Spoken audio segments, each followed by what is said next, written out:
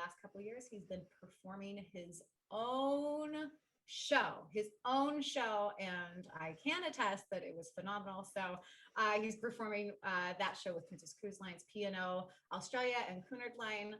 And here is Mr. Johan Andersson. How are you doing, Danielle? Hi, and welcome. Thank you for that introduction. Thank you so much for that introduction. How are you? Of course, I'm good. I'm, a little tired, babies, but that's okay. Of course. Yeah. But always good. And yeah, I'm really excited you're here. So thank you for doing this. And yeah, I want to start off with kind of an introduction on how you got into music and kind of was your first inspiration, if you will, to, jumping on stage and deciding that, yeah, this is what I should do with my life. So, how did you start, Johan, and why music? Well, I think it was always kind of music for me. Like I didn't really have any other passion when I was a kid. I never wanted to be a fireman or a police officer or whatever kids want to be, probably YouTubers today.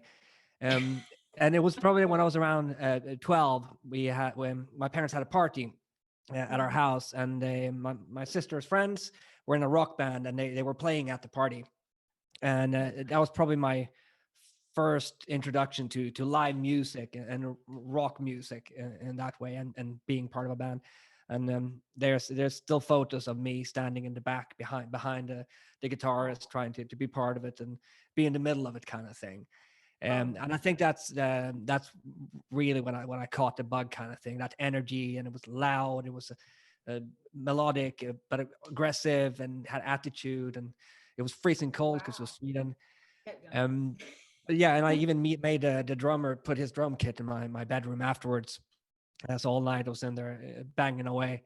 Oh, goodness. That was probably when I first got completely hooked, and I knew, like, this is what I want to do. I want to be in a band. I want to play loud music. Yeah, I think that's kind of where it started. And then I'm sure your parents appreciated the drum kit. Oh, goodness. Well, the party was still going on, so they couldn't really hear me anyway. Oh, good. Okay. So it's all fine. It's all good. Yeah, it was fine. Yeah. Oh my goodness. Yeah. So yeah, from there, like, what is your training? Did you have voice lessons? I know you went to a school in Sweden, so I'm going to have you. Oh, yeah, all my schools were in Sweden. Yeah. That makes sense. Well, so from then on, I kind of picked up the guitar eventually, because I just heard this band. I think it was Nirvana. It was the first band that I felt like I want to sing their songs, but I can't play the drums and sing it at the same time. And the singer, Kurt Cobain, was playing the guitar. I thought, okay, I'll just pick up the guitar then, and then I can stand up front and sing and play. Mm-hmm. So I kind of did that. I was just playing around in bands. I was working with a lot of musicians then who happened to be older than me. There was really no one my age when I was 12 whose dream was to play in a rock band. So I did that up until I was 15, 16. And then I went to music college, did 3 years there, studying contemporary music. Wow. And that was probably the first time that I ever was introduced to, like, music theory and actual voice lessons, guitar lessons, all of that. Like, I'd done none of that before. I'd just been playing live, singing live, and that was my school kind of thing up till then. Well, what was it? Because I hadn't heard this story. So you were the youngest contestant in a national music competition. Yeah. What's the story? I had never heard that. That's awesome. But how in the world did you get involved with that? I mean, is it like, that's in Sweden? So is it kind of like it was like or what is it like? It was kind of like a talent show. So the band I was in at the time, we just kind of applied, but you had to be 13, I think, and to actually be allowed into the competition. Mm-hmm. But because I was with older kids and I was the only one who was too young, they still kind of let me in, and they're like, yeah, it's fine. Let's just let the kids sing, Nice. Yeah, but then we did pretty well. And like, that was not the year that I went further. Like a couple years down the line, I think I did that competition 6 times or something like that.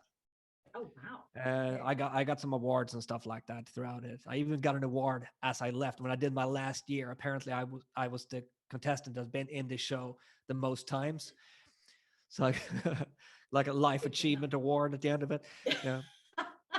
They're like, thank you for coming back again. I never won, but I got a life achievement diploma. So cheers. Hey, well, no, but that's just let me win. It was my last year. Yeah. Well, plus you're making it to like the final rounds. I mean, That's incredible. And plus getting to the the final of anything is kind of its own success. It's kind of when people are like, Yeah, oh it was yeah, fun. when you audition, you get a call back and it's like, whether you get the job or not, that's a success. That's what you're like, Oh, yay. I did one audition. I don't know if I told you about this. Oh, And it was pretty like it was for We'll Rock You in Sweden. oh, okay. So it was the official one in Stockholm. Uh-huh. And it was invitation only. So I sent my stuff away, and I got a call back. So I'm like, okay, amazing. I'm going to Stockholm to audition for We'll Rock You. Nice. And it was the main role as well, was Galileo, so the lead. And when I came in to sign in kind of thing, I just saw the list of people who were auditioning for Galileo, and like 3 names down from me was my actual favorite Swedish singer of all time. Oh my gosh. So, I mean, that's exciting and disheartening at the same time. Yeah. You're just like, great. Oh my gosh. I'm like, I am on the same list as this guy. I'm not getting this job. Like, and I was first in and first out. But it was a cool experience. Yeah. Did you get a picture or something with it? Like, just like a little. No. He was later on in the day. I was gone by then. Bummer. Back on the train. Oh man. No, it's okay. It happens, but that's still pretty. But the fact It that you're definitely on the does. same list. But that's the thing, like, yeah. And I didn't really have any credit. Like I did some Queen tributes, but I was pretty much it. Like I had no other theater work on my CV. So I kind of just sent a video on my CV, and apparently it looked good enough to them. So I was quite lucky in the first place. Apparently, I look. Oh my God. So it was just a trip to Stockholm, and I got to be on the same list as some of Sweden's best singers. That's awesome. For a day. That's right. Yeah. Oh my gosh. What's it like singing around the world? Obviously, you started in Sweden. And then, when I met you, you're like in the United States, you were, had already sung around Europe. Like, actually, my first ever professional job was in France. So it was not even in Sweden. I did some weddings in Sweden, but that was about it. But I went to the Alps for a couple of months. Yeah. And so kind of from the beginning, I felt that there's actually more opportunities outside of Sweden. It's quite a small theater scene there. And there's only like 3 bigger cities with very few theaters. And even regional tours or theaters, it's not really that much budget for bigger productions. So I always kind of felt that I would probably go elsewhere to find work. And when I got that gig in France, then that kind of solidified it for me. And I only went back to Sweden for 1 year of training. I did performing arts for a year. It's like a foundation kind of course, just to get a bit more versatile, learn to dance a little bit and act a little bit better, kind of thing. Because I didn't do any acting before then. And then after that, I went to Spain, and I've been working abroad since then, basically. Like I haven't really done that much in Sweden. I did a couple of dinner show tours. And some one-off shows kind of thing, like musical tributes and function gigs and stuff like that. But most of it has actually been away from Sweden. Wow. Yeah. And then I got after Spain, I got on ships then. Oh my gosh. So France and all those languages. But of course, did you know like French and Spanish before you sang? No, very little. I could order a kebab in French. That was about it. That's all you really need, right? Okay. I still can, because it was the only thing I ordered, so that's stuck. If it's good enough, it's like, hey, this is all I need. It's okay. Don't even worry. It was a Swedish bar in France, so I mean, we did everything in the Swedish there. It was after ski, so it was all the Swedish ski bums coming down from the slopes to have a drink and a party, Nice. But same in Spain. It was ABBA and Queen and stuff like that, so everything was in English. Wow. Okay. So I didn't really do anything in a different language until I went on my first cruise ship, which was MSC Cruises. Then I had to sing some songs in Italian and some in Spanish. Yeah. Oh my God. Learning those languages, that's pretty cool though. It's cool until you forget the lyrics and you have to improvise in a language you don't speak. Well, the nice thing about Italian? Just have a lot of vowels. There's a lot more vowels. You just kind of feel it out until you get back on, right? I did actually lose out a whole verse once, and there was a guy in front. I know, a friend of mine. And he didn't even notice. So apparently, I do speak Italian. That's right. That's the highest compliment. You're like, you didn't know. But really, I'm like, either you were not listening or I nailed it. That's right. either was completely convincing. Wrong and strong, right? Mm-hmm. That's exactly wrong and strong. Oh my Oh goodness. yeah. That's its own principle. Yeah, that's its own Yeah, principle. there's an advice for you. Yeah. That's a good advice. Gonna go wrong, do it with conviction. Yeah. Do it with conviction. And most people won't be able to tell. There's some people who will, but that's fine. But yeah, so I know you write your own music. I kind of want to go into the writing before we talk a little bit about how you wrote your own show and, just killed it doing that. Sure. But yeah, so you write your own songs and music, and I know you have a CD on Apple Music. I have an old EP on Spotify. Old EP. It's an old EP. Yeah. It was basically from when I first got my own home studio, and I had a couple of songs lying around. And I just tried to throw them together and get them out there. It's more like a dare to myself, a challenge to myself. But I am working on an album now, which I have been working on since then. Really? And yeah, we'll see if it comes out this decade. But that's the plan anyway. It started off as it was an EP kind of thing. It was going to be 4 or 5 songs, and I had them pretty much ready, good to go. Started recording them, and then life got in the way. I went on a ship, and I didn't have all my instruments with me or whatever, and it just kind of like didn't happen. And it kept happening like that for years. But every now and then I wrote a new song. I thought, that could go on the album. And that's just kind of how it became an album. So now it's up to 12 songs maybe. And I haven't finished one of them. Well, I actually think it's going to be pretty good. But it's very different. Like a lot's happened like throughout those years. Like the way I write has changed a lot. Which is kind of cool. Yeah, tell me about how you write and where do you find your inspiration and whatnot. So I'm pretty bad at just picking up an instrument and work something out, like just keep playing until something comes to me. It always has to be the other way around. So like a melody will come to me and then I start working. And that's probably like the difference between me and, look at the hit makers and these guys, like they just sit there and grind until something comes out kind of thing. Or they have 10 people they can call that can come help them. Yeah. For me, it's the complete other way around.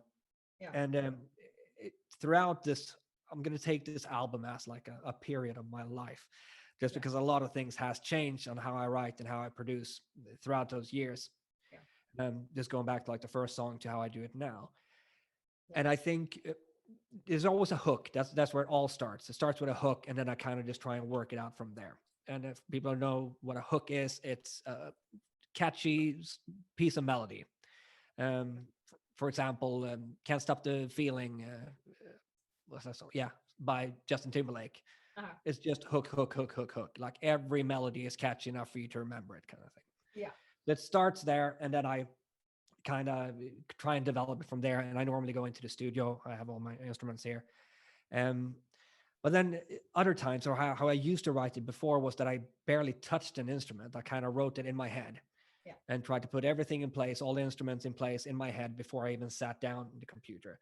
Because I found that sometimes sitting down, if I have, let's say, a chorus that I'm happy with, then I start recording that chorus and I start thinking too much about producing it and making it sound good, that I then lose the mojo of the song. And then when I'm trying to move on, I've been so stuck on that little part that I've lost the transitions kind of thing. Wow. How do you get past that? It's hard. It's really hard. That's why you don't release an album for 5 years. Yeah. And you just move on to the next song. And it's hard. Sometimes it just comes to you though. Like, and if I find myself in a creative space, then I can sometimes go back to these old songs and go like, I have something there and I left it. Now I'm in this space. Things are just coming to me. Let's go listen to it again. Yeah. But normally I write differently on the guitar as I do to piano. It always ends up being a different type of song. Wow. How many instruments do you play? Or play proficiently that you can write with, I guess. Okay, so that's 4. 4? Piano, guitar, or bass, I guess is similar. Wow. So yeah, but like it's a guitar and piano that I write on. And sometimes I'll write beats on like my drum kit kind of thing. If I have a cool beat, and then I can write something around that, or try and fit it into something that I already have. Okay. Now, would you say, like, have you become a better like performer just because you also know, right? Because you play ukulele in your show, Yeah. not to like give it away, Yeah. but it's pretty epic. And The anyways, ukulele is epic. Yeah. it is Yeah. epic. And just ask my husband. That's a different story for a different time. I'm sorry. But anyway, so would you say that your writing helped you become a better entertainer and better performer in general? Well, just to draw some kind of parallel to my show, then I know we're jumping the gun a little bit. Not yet, but that's But okay. yes, creatively. Uh-huh. Yeah, we can talk about that as well. And when it came to me writing the show, it was really helpful, and that I did have a history of arranging, for example, learning that in school. But I'm also writing myself, because when it comes to writing horn sections and stuff like that, it's all about melodies, and you don't want to use the melodies that are necessarily in the original song, Mhm. or maybe there is no horns at all in the original song. You need to write a completely new part. Yeah. And then it's about trying to make it as interesting as possible. Sometimes you can just take the backing vocals and just Yeah. write them for horns. But in other parts, you want to try and do something funky, something cool, especially if it's a song that has no backing vocals and no horns, then you need to write the melody for the horns. So there it was really helpful to write some nice stuff that I actually had that background in it. But also in other things, like I do in one of my shows, I do a song called God Only Knows by the Beach Boys. Mhm. It's in my second show, which I don't think you ever saw, did you? Oh, No. no, what the heck? Um, Sorry. Gosh. I said, what the heck? I gotta get on Yeah, I another. know, I know. After the It was. pandemic, I gotta get on a ship here. That's right. Where is it? Please do. Yeah. No, I don't. It was not even finished. I think when we were together, Yeah. I hadn't even finished my first show by then. But it's the same. Like I've taken the original song and just completely deconstructed it, and then built it back up with all these little piano melodies that are not in the original. Nice. And I love them, and they're personal to me. It's the way that I would write something. So it's a way of adding something that is completely me to a song that's written by someone else, if that makes any sense. I love it. No, So that's like when you're saying like you make something your own, by me writing that show, every single note of it, it's yeah. all a piece of me rather than me just singing something slightly different. Yeah. Um, yeah, No, that's what I tell like that way it's helped a lot. Yeah. yeah. No, I love that. And that's what my kids and whatnot, I tell them all the time. It's like, it's like, yeah, you learn, like if you're learning a song, right, you're covering or whatever, it's like you listen to the person just because you love the singer, but then you got to kick that singer out of your head and be like, It's so difficult. oh, it's Yeah. Danielle singing this song versus like Mariah Carey. It's like, I'm not going to sound like Mariah Carey. I'm Danielle. Like that's just how it is. And you wouldn't want to. And you wouldn't want, yeah. It's like you're not trying to be someone else. There is someone like someone's already done it. You add, add something. So that's fantastic. Yeah. Sing, don't whistle. Yeah. But so wait, it sounds like you have a little bit of composition education. It sounds like a lot of, like composition as well. Was that from school or like? Yeah. So when we did arrangement, and it was actually called arrangement and composition the last year, where we had 4 different tasks that we have to do throughout the years. We did loads of other things on individual lessons, but the first one was to write a 12-note piece. I don't know if you're familiar with that. I am. Yeah. It's a little rusty, but I am familiar. Yeah. So like Schoenberg, for example, is very popular doing that, which is really messed up. And the whole point of that was just to completely snap out of everything that you've learned up until then, where everything is put in place. And this is how you write the harmonies. Nothing is allowed to move in that way. Parallel fifths are wrong. Parallel octaves are wrong. Yeah. All these rules, and just chuck them out the window. So here's 12 notes in an octave. You write a sequence of them and then invert it, reverse it, whatever you want to do, and then play 7 different instruments doing it opposite, however. And it was atonal and it was hard to listen to. But something really cool comes out of it. Yeah. So it was a challenge to try and make all that dissonance kind of work. Yeah. So that was one part we did. And then one part we did was pick a song and transcribe every single instrument in it and then perform it, kind of thing. So that was us. It's another exercise we did. We did choir arrangements. Goodness gracious. Like that. Yeah, so we had to write a song in a choir arrangement, but it was cool. Yeah. Yeah. Well, it seems to have really impacted your music and, of course, your entire career. And it's always, right? It's always good to know a lot. Like you don't like you. It's good to know a lot just because it just again it opens new doors. And so, like I recommend for my kids, I'm like get some music theory, get some bits. Like you don't have to. That doesn't have to be your field. You don't have to go and teach No. it or anything. But it's like that knowledge just opens so many things up because there's so many ways to make a good living, which you have singing. For And me, like what I would say about music theory is like it kind of makes you employable. Like it's a good thing to have like that. yeah, Um, it's also easier for you to communicate with musicians because essentially your voice is an instrument, and there's this divide a lot of times between musicians and singers. yeah, Like singers are not necessarily accepted as musicians; they're not part of the band. They're just in front there and they know nothing, and they have the spotlight on them, you know, and you have to break through that. And I feel it a lot now, like going around from ship to ship to ship. I end up with a new orchestra on every ship. I've never met them before. yeah, And I go into rehearsals. That's the first time I see them. And I have about 1 minute to win them all over. yeah, yeah. And to make them realize that I'm not one of those. Like I can tell you what you Don't need to judge do. me just because No, I'm the guy by the microphone. Like I'm with you kind of thing. yeah, And it's a really sad divide, but it's there and you can't ignore it. yeah, But you just knowing a bit more about music essentially rather than just singing the right notes and pitching them right, I think yeah. it's really helpful in the industry. And you can communicate Better. in a different way Yeah, than, for example, more reverb. Okay, but that's not helpful. Like when it comes to the band, you have to work with them, and it's yeah, a give or take. yeah. And sorry, I probably sound quite harsh when I'm talking about it, but it's because I come from No, a band background as well. And it's yeah, really important for me that you do connect with the band. And therefore, I think a bit of yeah, theory is really helpful, a bit of understand, knowing how to play an instrument, for example, yeah. just a little bit. Just know your way around an instrument. You don't have to be a Like classical fantastic. genius Yeah, or you don't have to be a genius. virtuoso Yeah. at all, but like understand how an instrument works Yeah. as a singer, I think is incredibly helpful. Yeah. I 100% agree. And yeah, Yeah. it's like, you're not like, honestly, most singers aren't required to know a lot of those things just early on. And so you're No, not you get taught away with that. it. You don't have You to. get away for a lot longer, right? A pianist is always taught music theory quite early on. Yeah. Otherwise, it's not a piano piece. It's just kind of like you hitting chords on an Exactly. instrument. Yeah. But speaking of talking to bands and things, so your one-man show, Yes.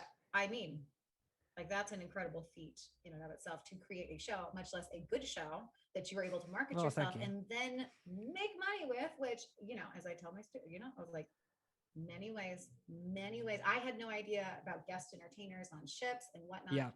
in my career until I was literally on ships. And I was like, Yeah. epiphany, this is incredible. Like, why not? And you did it and are quite successful at it. So where did you start? How did you write it? What inspired you? And yeah, is it something that you would want to continue doing? Obviously, I think it's a little bit of a hiatus right now, A little but bit. Yeah. Yeah. yeah, but we're coming back. Everything's coming back, right? And yeah, would you want to keep on doing it? Yes, for sure. I'm definitely doing it again. I will give it some time. I know there are some ships rolling out now in June, um, but there's still quite a lot of restrictions. For example, there's ships that are traveling around the UK. They will only employ people from the UK to avoid traveling or minimize traveling and movement. Makes sense. There's still quite a lot of restrictions on board. So I'm probably just going to put it off for a bit, and maybe next year I'll probably get back into it when it's a little bit more back to normality. Yeah. But it kind of started the same way as for you then when you came on the ship and you saw, oh, you have all these singers and guitarists and comedians and magicians and everyone, they're coming on, they're doing the show, and then they're off, and you may never see them again, kind of thing. Yeah. And I thought that sounds great because then I can do exactly what I want, which will make me happier for longer. Yeah. In a way. I loved my time with Princess, and it was actually not even up to me to leave. It was my wife who was done with it, and I was like, okay, let's go then. You gotta go with your wife, man. Always. Yeah, no, she was a dancer and she had other plans. I totally get it. But like I loved my time in the production show and the production cast with you guys. Yeah. Um, but it was during the last triple. So triple with Princess means that you're working three separate ships after each other with exactly the same cast. So me and Danielle were together for three ships together after each other. Year and a half. Yeah, with about a month off in between. Yeah. Um, and I think I started putting it together on the second ship. I've been thinking about it since I started, which was probably a year and a half before then. But then I was like, never really got around to it. Mm-hmm. And then I was kind of looking for someone to arrange the shows for me, just because I didn't think I had time. Yeah. And then I realized that's all I have. And I thought, well, let's just do it myself then. And then I can get it exactly the way I want it. Mm-hmm. It saves me a lot of money. And that's kind of how it started. Wow. I think the hardest thing with it all is to find a good balance between songs that you love singing, that you love performing, but that also work for any audience, basically, or the majority of audiences around the world. So you have that one show, you can change it, but for flow and to get it right, you kind of want to keep it the same and want to make sure that it works wherever you are in the world. And you can end up in the UK, for example, you can end up in the US, Asia, Australia. That show has to work everywhere. So to find those songs that you love, performing and singing, that will work on all continents at all times. That's really tricky to get right. That's a struggle, because that was actually, it's a struggle. How did you, do you have an easy answer for that? Like, how did you figure out, like, okay, this is kind of like, did you think audience favorites? Did you think, okay, like, I really love these songs, but they're not as well known, I'm going to do, these super well-known songs just to appeal to a wider audience? Or what, how did you choose? It's a bit of both. It's a bit of both. Okay. Yes, definitely a bit of both. So I already had a couple of songs in my head. I knew, like, this is going in the show regardless, and I'm going to make it work. So I had that attitude about certain numbers. So in the first show, for example, I open with Somebody's Love, and then that goes into Your Song, but I have rearranged Your Song so it's a rock song. And that was my opening. It was always going to be my opening. And I'm like, I'm going to make it work in one way or another. And it's non-negotiable. That being said, I might change it. But I did it for a year. Now I might change things up. Yeah. So that was set in stone. And I knew I wanted to finish with Journey. And I knew The Winner Takes It All had to be in there. Obviously, being Swedish, the biggest and most dramatic song that ABBA has. Your tribute song, you did tributes with them anyway, right? Or I did, but I never sang that song. They always gave it to a woman. Yeah. Really? Yeah. Well, so that's why I thought, well, I'm going to put it in my show. And I can sing whatever I want. Your time to shine. It's your my time. Yeah, it's my turn. So that I knew. And then it was just kind of finding out what else worked with those songs as well, so that it doesn't feel too random. I'm still working on it. I'm still changing things now. So like now during this COVID break here, let's call it break, because that means it's coming back. That's right. I've arranged a few new songs. I've charted a few new things that I might try out. Yeah. In Australia, for example, I'm probably going to change up one or two songs in my main show or first show.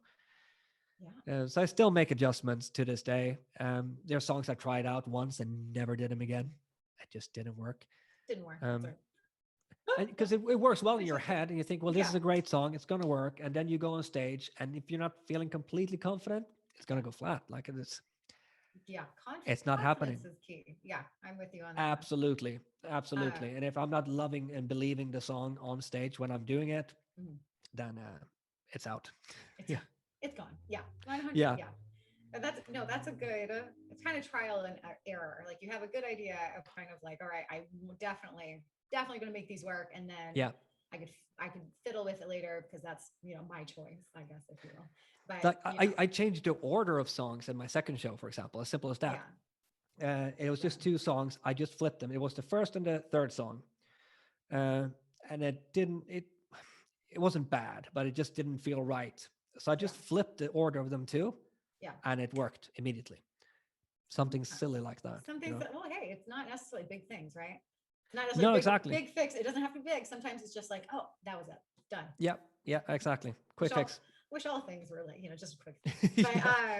But no, we mentioned on it about like COVID-19. I love the fact that you're talking about how like, because one of the blessings, I mean, I know there's so much, I guess not so lovely things that came out of the pandemic, but there's a lot of blessings. Like I was very fortunate to have a lot of time with my family and a lot of time to work and kind of create different avenues and different and this, for example, right. Yeah, exactly. Yep. So like different things I never thought I would do. And the fact that you're like talking about how you work and like you talked a little bit of how it affected you and like singing and whatnot. But so what do you think is next? Like we're coming to one of like, post COVID and whatnot. You mentioned going back on ships. You mentioned kind of rearranging your shows a little bit and changing up some things. Like would you ever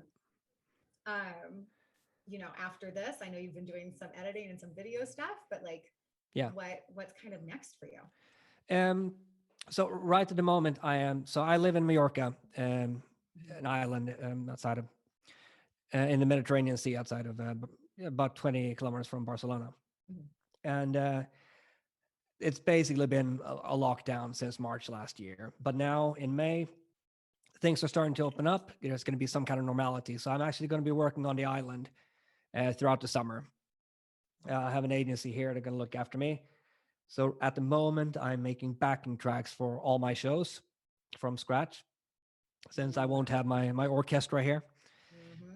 So that's what I'm doing right now. So hopefully from May on, I'll be performing again, and it will be more or less the same show. But it's also a great time for me to try some new stuff up. As I said, I might change something for the ships. Here now, I suddenly have venues to actually do it and try things out and play around with it a bit more. So it's actually a really good thing. And I probably wouldn't have done that if I was still on ships.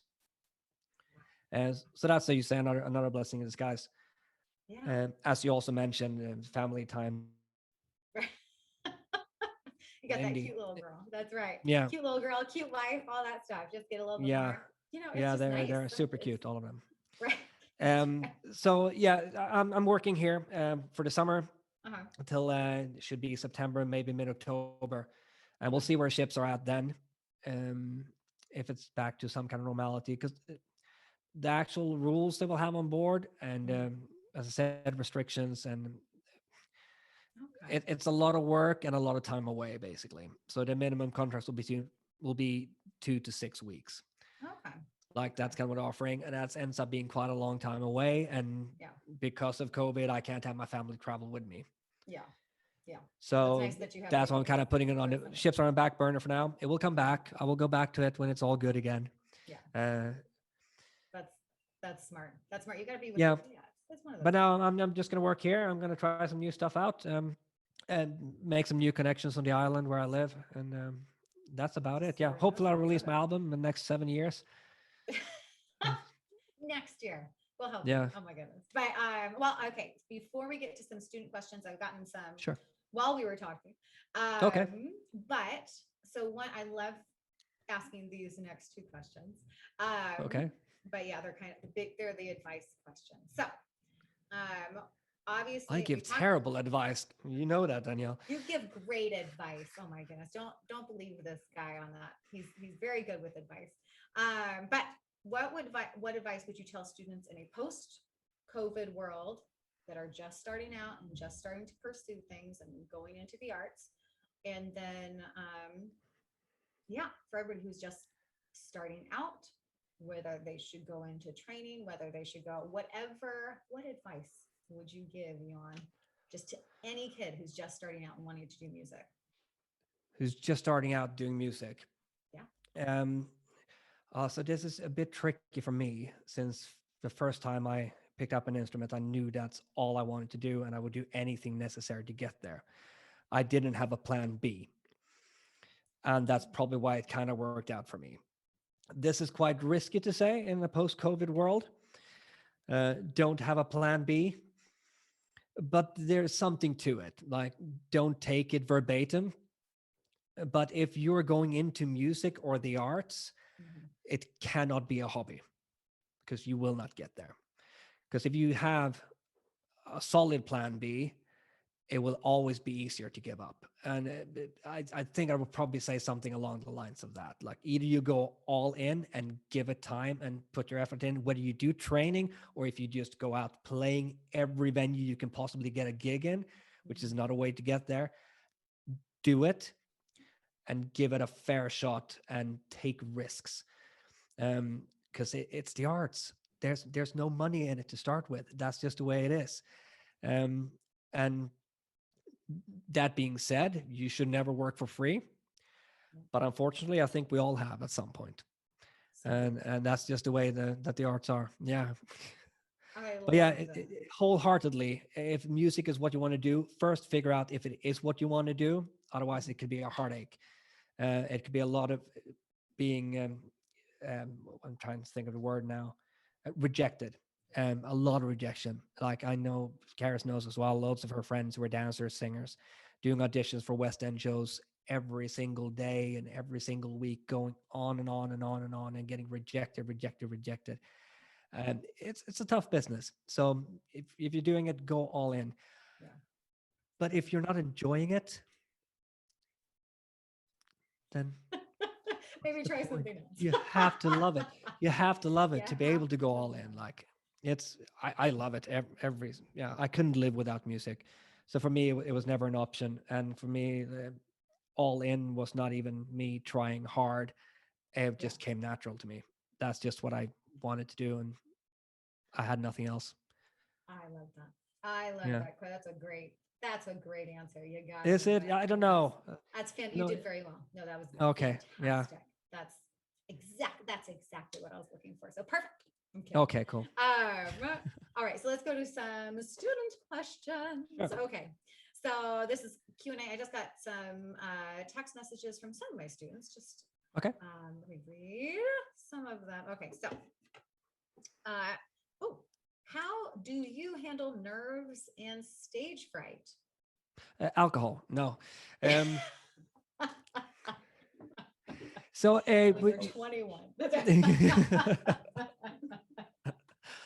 Oh my goodness. No, so I started going on stage when I was quite young. So for me, I was just excited to start with for the first few years. And I don't think nerves really kicked in until I started doing bigger productions. And it was because there was higher expectations of me.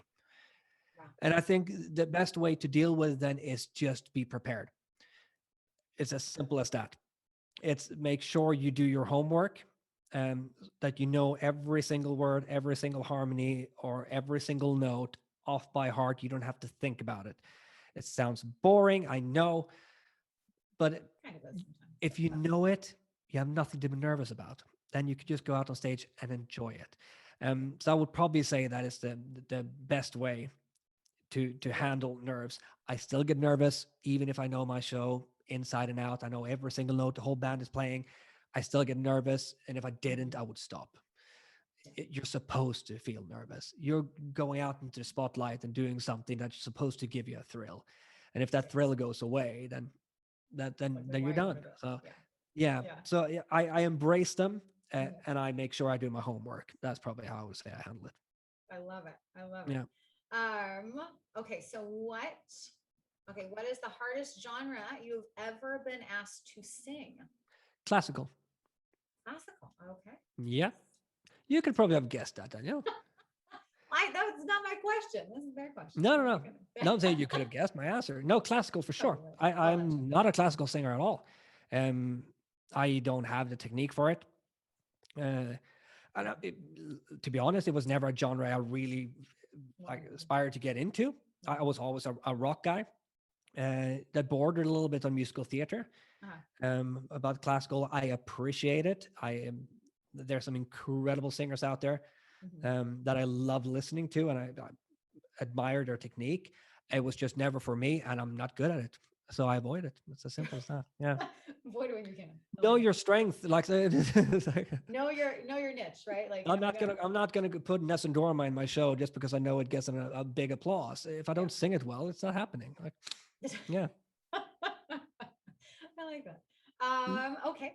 So what is your favorite, or what was your favorite job, if you have one? Or least favorite, whichever would be easier. But my favorite job for sure was it was doing my own show. It was being a guest entertainer on ships, for sure. It was. Sure. And don't get me wrong, as I said before, I love being in a production cast. There's something to be said in being in a group environment and performing together with people. When I do my own show, I love it, absolutely. And it's nice to feel that it is my own and I've created it and everything about it. But it's also quite a lonely existence from time to time, because you are traveling on your own and you don't have your family with you. And so every ship you go on, you try and make friends as fast as you can, kind of thing. Yeah. And sometimes it doesn't happen. Sometimes you're too tired, or you've traveled a lot or whatever, and you just end up being on your own watching series in your cabin, kind of thing. Downloaded legally, of course. And so yeah, I love being a production cast. I really did. But I think just having the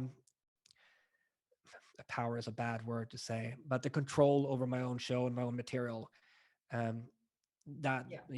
beats that's it. A really nice.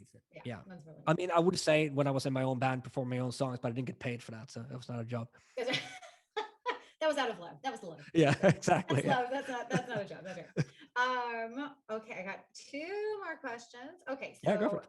If you, oh goodness, let's see. If you could do anything, what would you do? If you could do anything, I guess anything. What would you do, even in the music industry? If you could do anything, or out of the music industry, I guess too. It would be traveling and performing my own material. Maybe touring just on land, just going, United States, taking a visit. Yeah. Your family? Yeah. Okay. It's a big country. Yeah. Definitely. And everyone speaks the same language, so that's helpful. Yeah. No, but yeah, it would be. And I always said, since I was a kid, when I was in a band, that I really miss that. I miss having a band. But now I think I've been on my own for so long that it would not long. I think it would be difficult for me to go back to just being part of a band. I think it would have to be my band now, doing my stuff, and I tell them what to do exactly the way I want it. That's right. I'm too old. I'm not like I'm no, do it my way, or we can find someone else that way. I don't have time. That's right. So please just do it my way. Just don't talk to me. Oh my God. Exactly. Yeah. I like it. Okay. And finally, sure. Okay. So if I wanted to work on a cruise ship, what advice would you give? If you want to work on a cruise ship, I would say get a really good show reel to start with. Show reel. Some advice on how to get a really good show reel together. I have a formula that I use, and it has never failed me, even though the actual clips I'm using are not that great. So basically, you have about 30 seconds to impress whoever is watching your video. Most casting directors will not watch more than 15-20 seconds. So you sending a show reel that's more than 2.5 minutes is an absolute waste of time for you and for them. So you have the first 20 to 30 seconds, you fit in as many different shows you have done in so many different venues as possible, with as many different costumes as possible, singing as many different styles as possible, all the highest and best notes you've ever done, and you fit that in the first 20 seconds. You want to smack them in the face with it, because that you want them to keep watching. If you do anything like, don't put a 20-second clip of you in the beginning that you like, because it's not you watching the show reel, it's the casting director. You have to get their attention. So that is key, getting a really good show reel that's clever, that hits them in the face with how good you are. And other than that, most of the cruise lines now, you can find their contact information on their websites. A lot of them are advertising on LinkedIn and whatever when they're looking for people. I know Carnival that you can actually submit on their website, or they have a tab or something like that where you can upload your show reel and fill in a form, kind of thing. So you can actually audition for Carnival on their website. But other than that, there's no other advice. I mean, nothing can really prepare you for living on a boat. You kind of have to do it, and it's not for everyone. But if you just want to get on cruise ships, then it's do as many gigs as you can, get as much good film material as possible. Everything live, no recorded material, because they're not hiring you to record a performance; they're hiring you to sing live. Yeah, that's probably it. I think that's the most important thing. So real. Is that good? That was very good. I didn't know. Yeah. I started writing down your formula. I was like, write this. Oh, did you? Yeah, that's good. right. I'll send it to you afterwards. Yeah. Send a little email. It works. It works. Anything else you want to add? I don't know. You don't have to if you don't want to. So. No, I feel like I want to. I'm just trying to think of something profound and important to say. As I said before, music did kind of choose me. It was not the other way around. And I never gave anything else a second thought. And I've been so lucky that I've gotten away with blagging it for so long. Because as you know as well, but there's something about that it's very true. Because I don't have the best technique at all. I don't have a specific genre that is my forte as such. I try to stay as versatile as possible, which means I haven't specialized in anything. I've tried to pick up a few things. So I got away with that. I am not a great dancer. I'm not a great actor. I can do them all. I can do what I'm given, but there are people out there who do it way better than me. That being said, I was still employed, and I have been employed for most of my life. My point being is that sometimes good work ethics and good attitude can get you everywhere. And it doesn't have to be so black and white. I am not the best person the princess ever hired, but they hired me before someone else. And there's something to be said about that. And if that's luck, or it's the fact that I actually did the work and made my own show and sent it off and took a risk and took a chance, it could be as simple as that. Right time at the right place, making friends with the right people, having them recommend me, putting in a good word for me, being friendly with people on board, for example, being friendly with other people. And like me getting on ships, for example, was me knowing someone years and years ago. And they were like, oh, why don't you try this? I'm like, well, I've never heard of it, but oh, here's an email. Great. I'll put a word in for you. And it just kind of rolls like that. So just being a good person, I think, like being humble, and make connections. Yeah.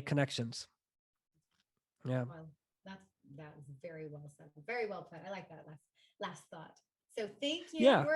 Our time is up for today. So thank you so much, Johan. No, thank you so much for having me. Here. Yeah. Yeah. If you guys are interested in his EP, or actually the song you wrote on ships, was it Can't Wait to Come Home, Can't Wait to Be Home. Oh, my Christmas song. Yeah. A Christmas song. It's actually pretty epic. I'll put it up on put it up on Facebook for a little bit. Yeah, you're featured on that song. Not you're singing on that, Danielle. But because you wrote it, it was actually quite wonderful. It sounds like self-promotion to me, Danielle. Obviously, but that's why I'm here. Speaking of self-promotion, please tune in for our next music chat, which will be next month.